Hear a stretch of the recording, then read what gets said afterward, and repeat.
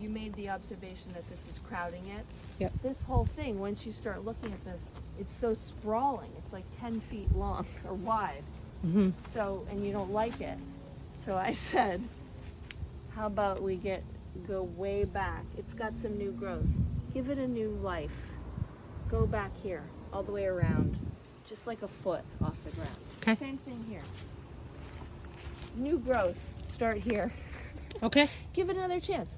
Then the Pachysandra will come this way. It'll have a little more light. Get rid of these lower branches here on the hemlock. Just open this thing right up. Okay. Okay?